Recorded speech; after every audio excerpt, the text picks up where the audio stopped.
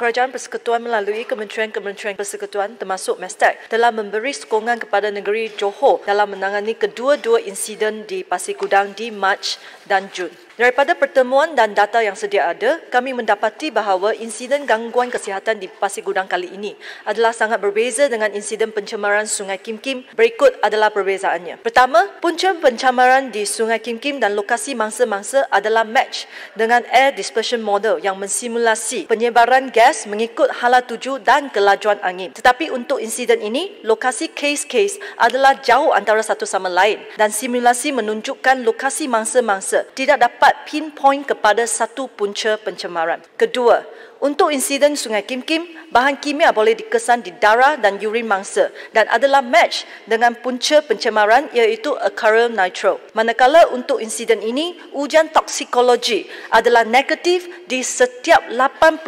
sampel daripada 42 belajar yang telah dianalisis oleh Jabatan Kimia. Ketiga, pelajar-belajar pada awal insiden Sungai Kim Kim menunjukkan simptom apabila bacaan gas detektor adalah tinggi. Manakala untuk insiden kali ini, ramai pelajar menunjukkan simptom sesak nafas dan loyak walaupun bacaan hari sebelumnya ataupun pada masa yang sama pada lokasi yang sama adalah memuaskan. Oleh yang demikian, siasatan sehingga kini tidak dapat mengenal pasti punca spesifik yang menyebabkan masalah gangguan kesihatan di Pasir Gudang. Dan jika pencemaran udara adalah punca insiden pada kali ini, maka ia berkemungkinan besar bukan point source tetapi non-point source ataupun multiple source. Sejak insiden berlaku pada 20 Jun 2019 sehingga hari ini, sebanyak 172 premis industri telah diperiksa, 98 kompaun telah dikeluarkan, 46 notis arahan dan 9 premis telah diberi penahanan operasi. Manakala sebanyak 2 syur tindakan mahkamah telah pun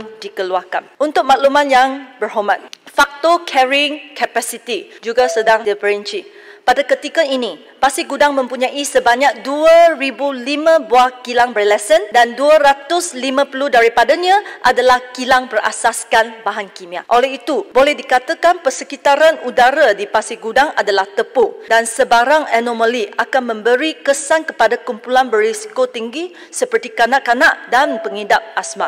Tambahan lagi, kekurangan buffer zone antara kilang kimia dengan sekolah juga menjadi satu cabaran. Berita harian hari ini telah membuat liputan yang komprehensif tentang kemungkinan punca Pulau Habor ataupun carrying factor. Walau bagaimanapun, untuk membuat kesimpulan yang konklusif, kajian carrying capacity diperlukan dan ia akan mengambil masa 6 minggu untuk diselesaikan. Untuk membuat pemantauan berterusan, 111 sekolah akan dibekalkan dengan gas detector bagi tujuan pemantauan kualiti udara.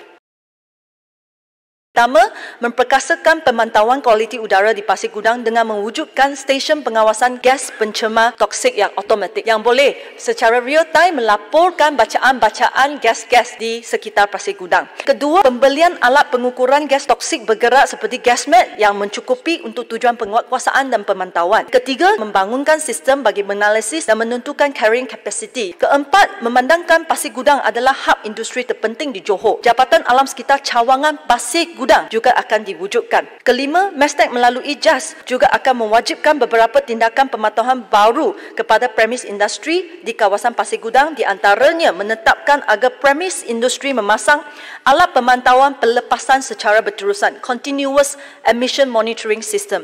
Keenam, Mestek akan mengadakan program sekolah angkat oleh industri, terutamanya untuk sekolah-sekolah yang berisiko tinggi. Industri akan membekalkan kemudahan seperti gas detector dan juga air purifier kepada sekolah-sekolah angkat mereka. Akhir sekali, saya nak katakan bahawa pengawalan kualiti udara di Pasir Gudang adalah sangat mencabarkan kerana pembangunan yang tidak lestari di Pasir Gudang. Walau bagaimanapun, kerajaan akan terus membuat yang terbaik dan saya sedia menerima cadangan konstruktif daripada ahli-ahli yang berhormat.